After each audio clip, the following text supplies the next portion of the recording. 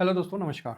जैसा कि आप देख रहे हैं कि फार्मा फार्मा में थोड़ा-सा ना हल्का-सा एक पॉजिटिव खबर भी है और एक थोड़ा-सा ध्यान में रखने वाली बातें भी हैं। तो उस पे हम चर्चा करेंगे। तो उसमें क्या है ना कि फार्मा कहीं न कहीं थोड़ा-सा पॉजिटिवनेस के साथ एक इशारा दे रहा है कि अच्छा ठीक है, उस पे हम अभी बात करते हैं और वार में क्या बेनिफिट होगा, फिर चाइना प्लस का क्या चक्कर है, इस पे हम थोड़ा चर्चा करेंगे और डॉलर मजबूत होगा तो फार्मा में कैसे बेनिफिट होगा आपको। तो इस चीज़ पे हम अभी चर्चा करेंगे इन सब चीज़ों पे।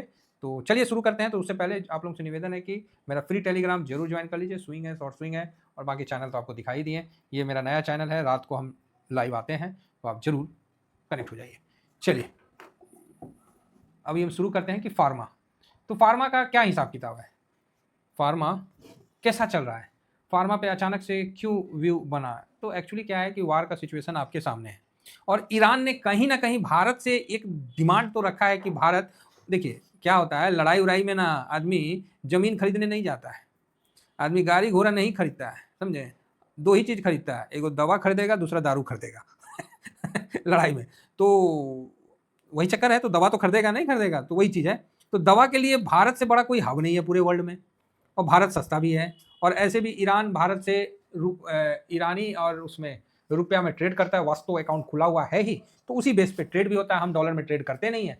तो ये भी एक पॉजिटिव हम लोग के लिए है। तो फार्मा में कहीं ना कहीं थोड़ा सा एक अच्छा मोमेंटम, इसीलिए आप देख रहे होंगे कि टीवी में सन फार्मा को रिकमेंडेशन किया जा रहा होगा। कोई अगर टीवी चैनल कभी सुनते होंगे तो देखते होंगे कि सन फार्मा में एक पॉजिटिव डेवलपमेंट आपको सामने निकल के आ रहा है। दूसरा, ये तो एक न्यूज हुआ, तो हो सकता है ईरान को फार्मा में हम लोग उसको दें।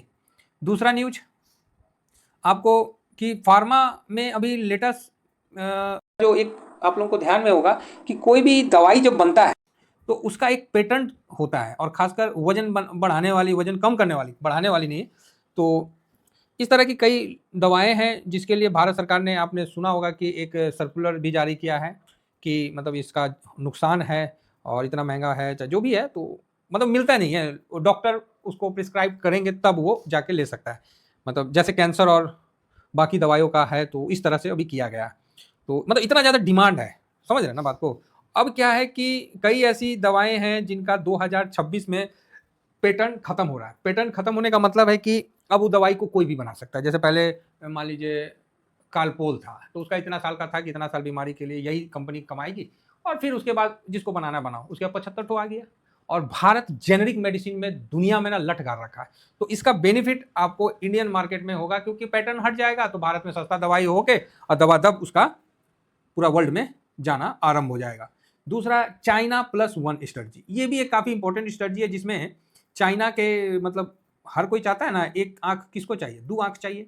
तो उसी तरह सप्लाई चेन को मेंटेन करने के लिए यूरोप, यूएस सब चाह रहा था कि दो कम से कम फ्रंट हो जहां ये काम हो सके। तो दूसरा फ्रंट चाइना पहला हो गया, दूसरा भारत को बनाने चाह रहा था। तो इसका भी कहीं ना कहीं एक सेंटीमेंट है और भारत की दवाई पे ज़्यादा भरोसा है चाइना के अपेक्षा। और कई कंपनियां हैं कि चाइना में जो शी जिनपिंग का जो रवैया है, तानाशाही है, और उससे बचने के लिए वो भारत में आना चाह रहे हैं। तो आप बोलिएगा सर, भारत में तो जब भी कोई आता है विदेशी तो भारत में मोर्चा खुल जाता है कि भारत असुरक्षित है, भारत रहने लायक नहीं है। और जो रहने लायक देश है वहाँ पर मोर्चा नहीं निकलता, वहाँ बम गिरता है, भुडूम अब फिर भारत को बोला जाता है कि हमको बचाओ। समझ रहे ना? तो जो रहने लायक देश है वहाँ पर तो बम गिरता है, जो रहने लायक नहीं देश है वहाँ पर मोर्चा खुलता है। तो आप कहाँ जाना पसंद करेंगे? ऑफकोर्स जान है तो जहान है, तो हम मोर्चा वाला में जाना पसंद करोगे। आइए, भारत में आपका स्वागत है। दूसरा, यहाँ क्या है कि जो अपना, क्या मैं बता रहा था, हाँ, कि दवा के मामला में भारत तो नंबर वन है। तो कई कंपनियां जो है चाइना से शिफ्ट होकर भारत आ रही है क्योंकि अब चाइना में जो लेबर है ना वो महंगा हो गया है। भारत में अभी भी वो चीज़ ठीक है। दूसरा, ऐसे भी हम लोग स्किल लेबर के लिए फेमस है वर्ल्ड में साहब, इतना भी खुश मत हो जाओ।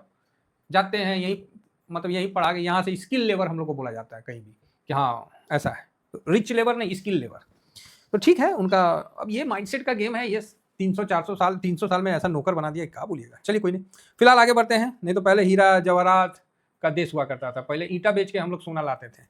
चलिए कोई नहीं, एक तो ये बेनिफिट है कि कंपनियां वहां से आ रही है इंडिया में। चौथा में आप पकड़ लो कि अभी जिस तरह डॉलर मजबूत हो रहा है तो हम लोग का जो रिजर्व है या मतलब रुपया कमजोर हो रहा है, तो कहीं ना कहीं इसका बेनिफिट फार्मा को भी मिलेगा।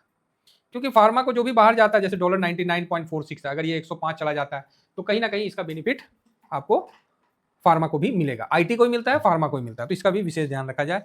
और मतलब इसी कारण जो है ना फार्मा में एक हल्का सा अजीब सा थोड़ा सा गर्माहट हो गया था, है ना, गर्माहट इसमें देखने को मिला। हालांकि इस गर्म और टीवी में भी देखिएगा रिकमेंडेशन भी हो रहा है कि फार्मा में आप इसको लीजिए, सन फार्मा, ये फार्मा, तो भैया वो सब कुछ नहीं हम लोग कवर करेंगे। हम लोग एक के बार हनुमान जी जैसा फार्मा बीज उठा लेंगे।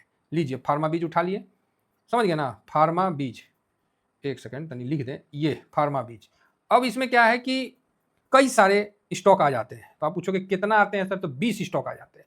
सन फार्मा इसमें 22% है, कभी ये 30% हुआ करता था, आज 22% है, तो अच्छा धीरे धीरे कम हो रहा है। तो इसमें आप देख सकते हैं आपको Davis laboratory, doctor Reddy, Cipla, Lupin, Torrent pharma, Larsen और सब मतलब तकरीबन जो भी है, लारस लैब, ईटीसी, सारे आपको इसमें आ जाते हैं। तो बढ़िया है ना, एक स्टॉक खरीदिएगा उससे अच्छा कि फार्मा खरीद लीजिए, है फार्मा सेक्टर खरीद लीजिए, फार्मा 20 का अच्छा आपको वो मिलेगा, वॉल्यूम मिलेगा, वैल्यू मिलेगा, टर्नओवर देखिए 7 करोड़, 15 करोड़, 23 करोड़, 25, 34 करोड़, तो अच्छा है, कोई इसमें ऐसा नहीं कोई अमाउंट का आपको इशू होगा आपके सौदा कटने में, ठीक है। हाँ ये चीज़ है कि अभी कोई बड़ी खरीदारी नहीं हुई, आज तो लो बनाया है 5 दिन का जो दिख रहा है, कोई बड़ी खरीदारी नहीं हुई है। और मैं यहाँ ये नहीं कह रहा हूँ कि यहाँ पर ही आपको कूद जाना चाहिए, फार्मा में थोड़ा सा पॉजिटिव व्यू बना के रखना चाहिए कि फार्मा गिरा नहीं है उतना, सब सेक्टर गिरा है, लेकिन फार्मा अपने हाई से यहीं पर ही है, कहीं गिरावट वैसा नहीं हुआ है कि बहुत गिर गया हो, जैसे आप बोल रहे होंगे कि मेरा फंस गया, नहीं नहीं नहीं, आप फार्मा में कहीं भी खरीदे होंगे आपको 4% से 5% से ज़्यादा लॉस नहीं होगा, दूसरा लॉट नहीं लगा होगा। तो इस फार्मा को आप देख के समझ के चल सकते हैं कि आपका दूसरा लॉट इसमें नहीं लगा होगा, आपका पहला ही लॉट इसमें लगा होगा। तो ये चीज़ आप देखिए, समझिए। अगर ये पसंद आता है वीडियो तो कमेंट्स करिए, इसके अलावा जो वीडियो चाहिए उसका कमेंट्स करिए। मैं सारे सेक्टर पे आपको बताने के लिए, क्या बोलते हैं उसको, वचनबद्ध हूँ भीष्म पितामह की तरह। जैसे भीष्म पितामह हस्तिनापुर से वचनबद्ध थे ना, तो भैया हम भी टीवीएसएम से वचनबद्ध हैं। तो जिसको जिस सेक्टर में चाहिए आप बताइए। फिलहाल 6 महीना में कोई तेजी नहीं हुआ है, ड्यूरिंग दिस ईयर में भी हुआ नहीं, जो हुआ तो निकल गया। एक साल में 10%, तो ये भी सेक्टर एक जगह दबा हुआ है, बस वही है कि मतलब निकला नहीं है।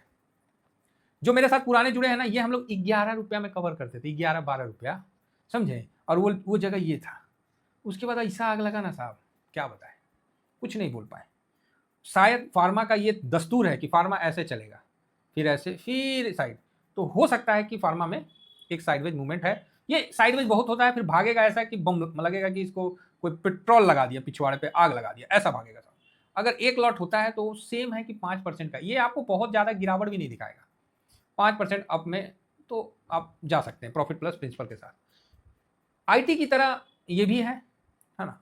तो अभी गिरावट में ये क्या है ना, टाइम मांगता है, इसमें इन्वेस्टमेंट करने से पहले ये मान के चलिए टाइम मांगता है, और जिसने टाइम दिया है इसने ऐसा बना के दिया है कि उसके मन में कोई शंका नहीं रहा। और खासकर इस पीरियड में 23, मेरे को याद है 23 का जो वो था ना नया साल, उसमें आप लोग कमेंट्स करते थे कि सर चला नहीं चला नहीं चला नहीं, और मैं बोलता था जिस दिन चलेगा ना नानी याद दिलवा देगा।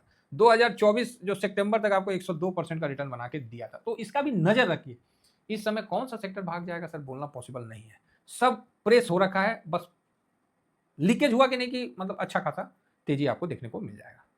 तो उम्मीद करता हूँ कि फार्मा में मैंने सब कुछ आपको बता दिया है, ज़्यादा लॉट नहीं लगाना है, इसका भी विशेष ध्यान रखिए। थैंक यू वेरी मच, जय हिंद जय भारत।